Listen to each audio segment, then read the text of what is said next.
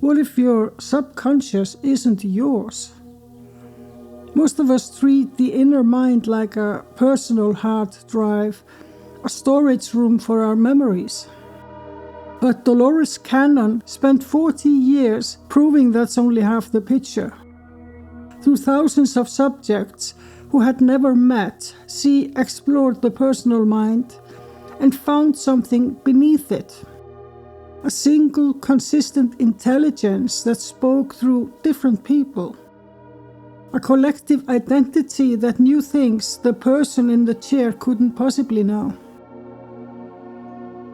She worked through hypnosis, the deepest somnambulistic state, deep enough that the conscious mind stepped aside entirely.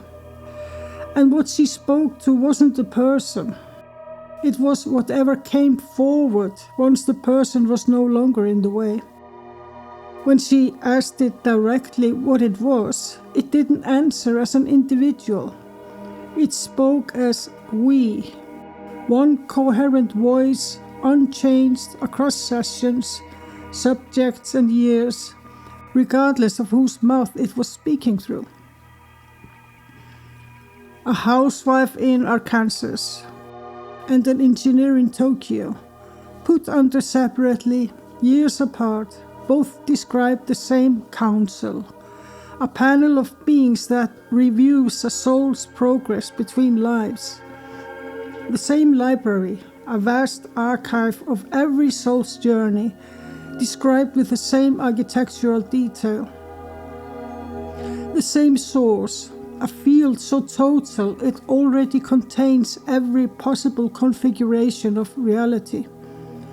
Same structure, same language, same specifics, across thousands of sessions.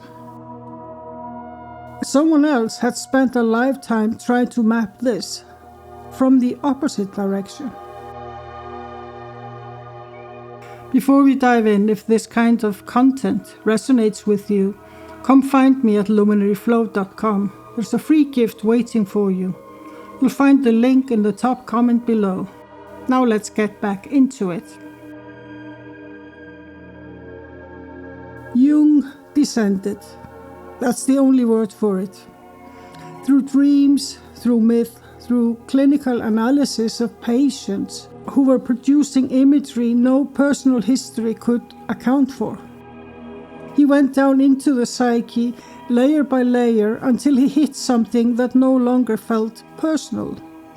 Something that predated the human entirely. Something that seemed, in fact, to have generated the human in the first place.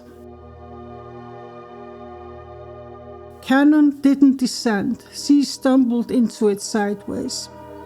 She was a hypnotherapist working with ordinary clients, past life regression, pain management, personal healing, when something unexpected started coming through. Not the person in the chair, something speaking through the person in the chair. She hadn't gone looking for it, it found her. And once it did, she did the only thing she knew how to do. She kept asking questions and wrote down the answers. Two completely different approaches, and both of them landed in what seems the same place.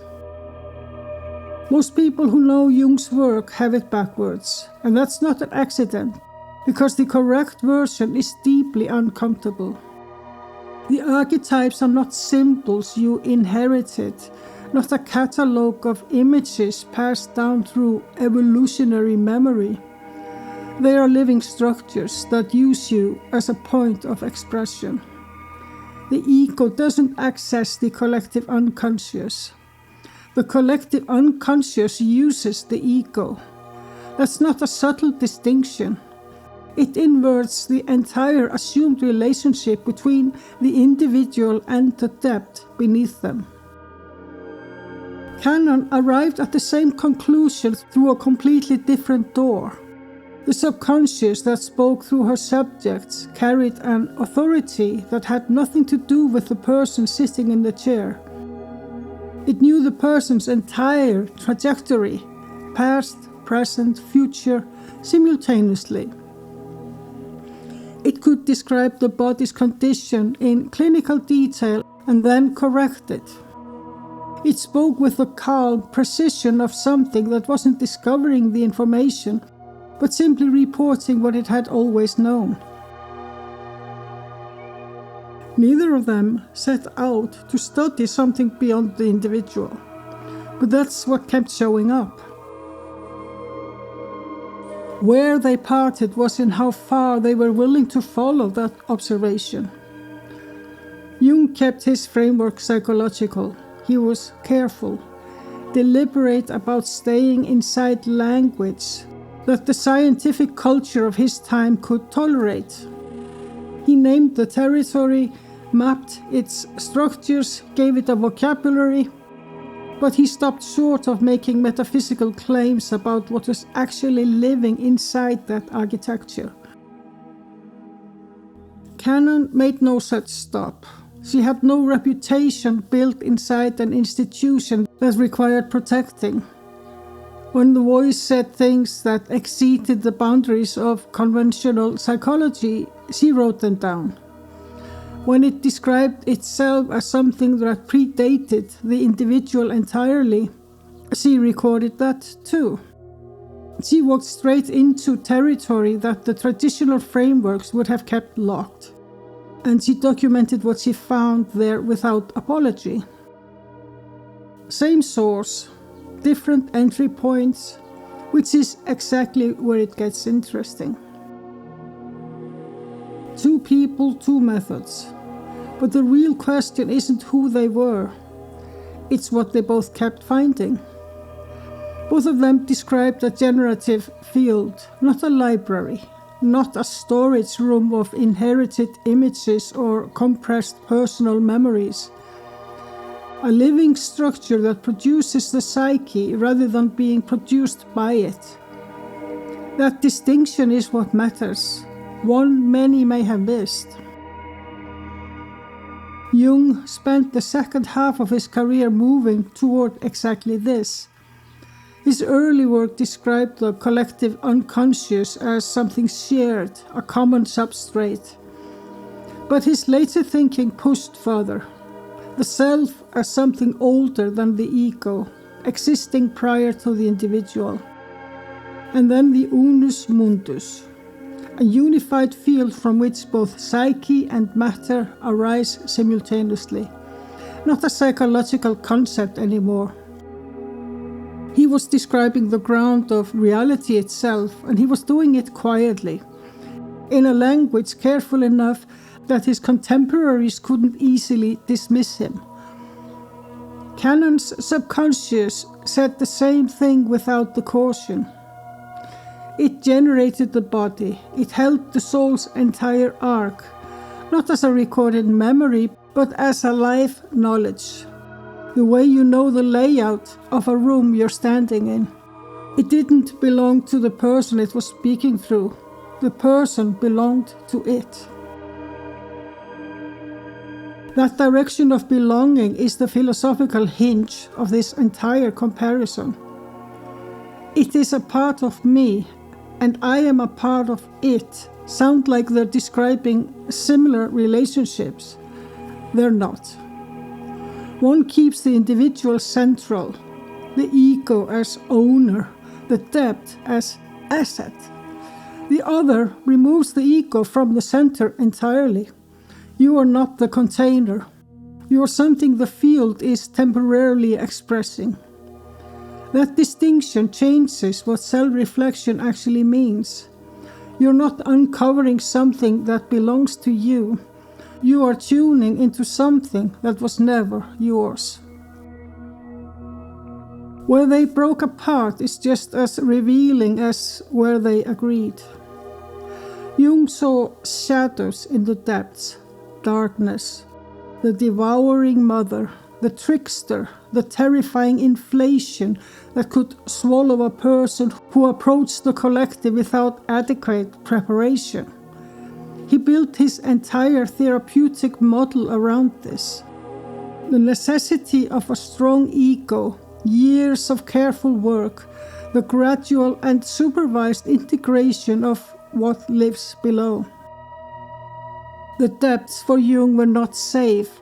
They were real and alive, and they could destroy a person who went in unprepared. Cannon's subconscious was never about any of those things.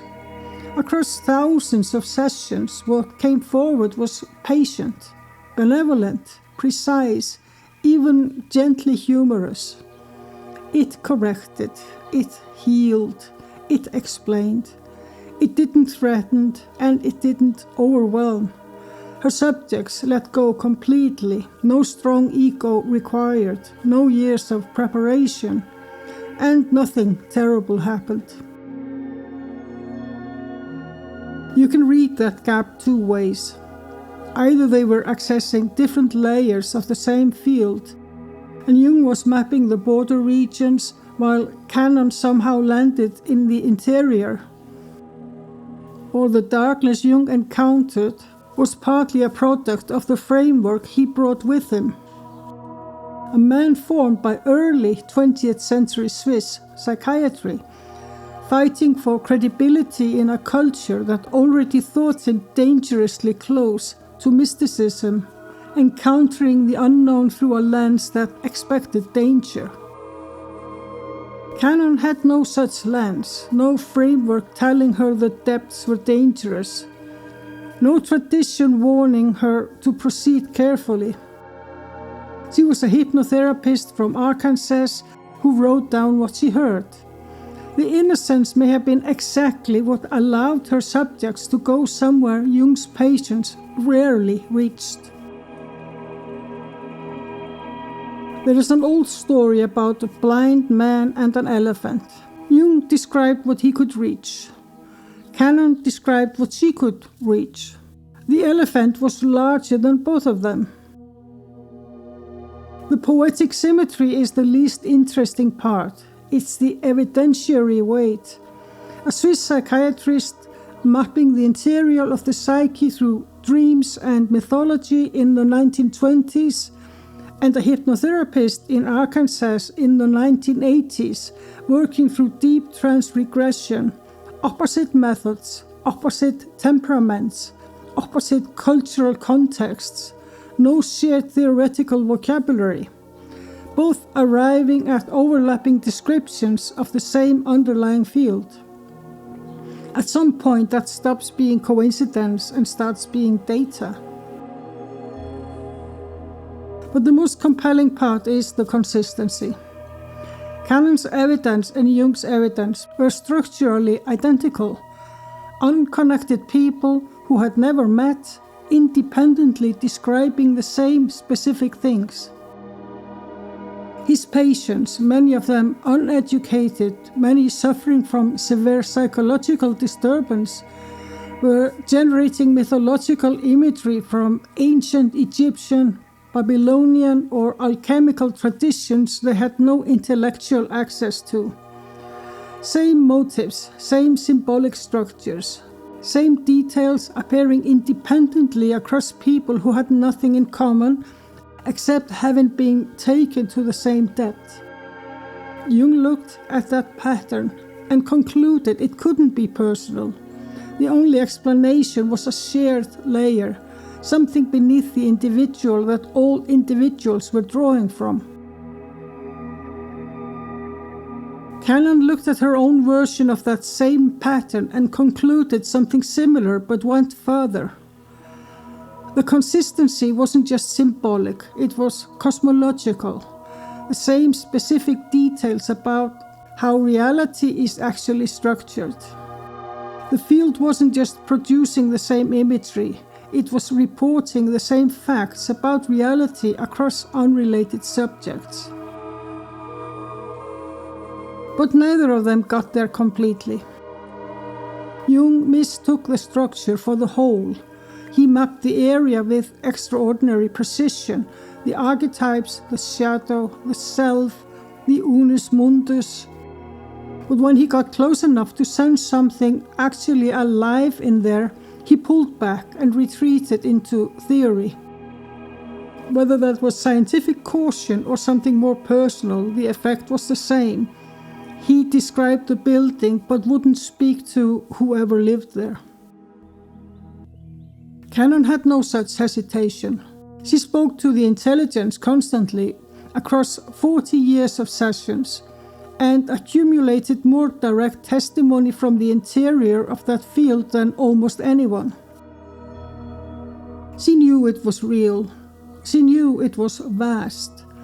But knowing something is real and being able to make others take it seriously are two different things.